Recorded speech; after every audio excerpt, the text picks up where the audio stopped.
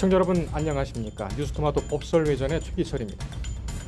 오늘은 최근 항소심 재판이 시작된 일명 상황극 강간 사건을 다뤄드릴까 합니다. 저희 법설팀이 이 사건을 선택한 이유는 범죄의 잔악성과 무방범죄의 위험성이 크기 때문입니다. 이번 사건에 대한 접근도 세 가지 각도가 모두 고려되어야 합니다. 가해자들에 대한 법리 적용, 피해자에 대한 구제 방법, 범행 모의 장소가 된 채팅 어플리케이션에 대한 대책 등입니다. 오늘 이 시간에는 이 가운데 가장 논란이 되고 있는 가해자들에 대한 법리 적용 부분, 즉 1심이 강간 실행자에게 무죄를 선고한 것이 과연 합당한 것인지를 집중적으로 따져보겠습니다. 우선 사실관계를 대략적으로 정리하면 다음과 같습니다.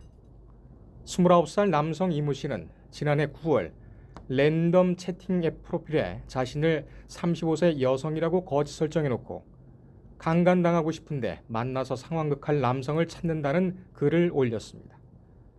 이 글을 본 39살 오모 씨가 이 씨에게 접근합니다. 이 씨가 자신이 살고 있는 집 주소라면서 특정 주소를 오 씨에게 알려줍니다. 오 씨가 그 주소를 찾아갑니다. 실제로 30대 여성이 그 주소지에 살고 있었고 오 씨는 그 여성을 성폭행합니다. 이 씨와 오 씨는 주거침입 강간죄 공범으로 기소됐습니다. 수사기관과 법원에 따르면 이 씨와 오 씨 그리고 피해 여성은 서로 일면식도 없는 모르는 사이로 알려졌습니다. 검찰은 오 씨에 대해 징역 7년을, 이 씨에게는 징역 15년을 각각 구형했습니다. 여기서 주목해야 할 부분은 실행자 오 씨입니다. 대전지법 형사 11부는 지난 6월 4일 지시자 이 씨에게 징역 13년을 선고했습니다. 그런데 실제 피해 여성을 성폭행한 오 씨에게는 무죄를 선고했습니다. 오 씨에게 범행의 고의가 없었다고 봤기 때문입니다. 다시 말해서 오 씨는 피해 여성을 채팅앱에 글을 올린 당사자라고 생각했고 그가 원하는 대로 성관계를 했을 뿐이라는 논리입니다. 살인과는 달리 실제의 상황극 강간은 여성 스스로가 성적 자기결정을 통해서 강압적 형태의 성관계를 선택한 것으로 보기 때문에 죄가 되지 않는다는 것이 전문가들 지적입니다. 재판부 역시 오 씨가 이 씨 속임수에 넘어가 일종의 강간 도구로만 이용됐을 뿐 범죄 의도는 없었다고 판단했습니다. 피해 여성이 사건 당시 방문자로 착각해 오 씨에게 스스로 문을 열어준 점, 반항이 심하지 않았기 때문에 오 씨가 피해 여성을 실제 채팅앱에 글 올린 당사자로 볼 여지가 있었던 점이 판단 이유입니다. 그러나 과연 그럴까? 오 씨의 범행 당시 행위를 보면 석연치 않은 점이 한둘이 아닙니다.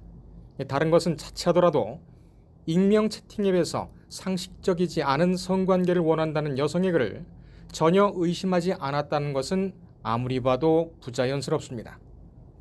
이 때문에 항소심에서는 오 씨의 미필적 고의, 즉 오 씨가 범행 당시 과연 이런 사정을 전혀 예상할 수 없었느냐가 핵심 쟁점이 될 전망입니다. 두 번째는 법원의 판단입니다. 재판부는 오 씨가 자신의 행위를 실제로 상황극으로 알았다는 주장을 받아들이면서 피해 여성의 반항이 심하지 않았다고 판단했습니다.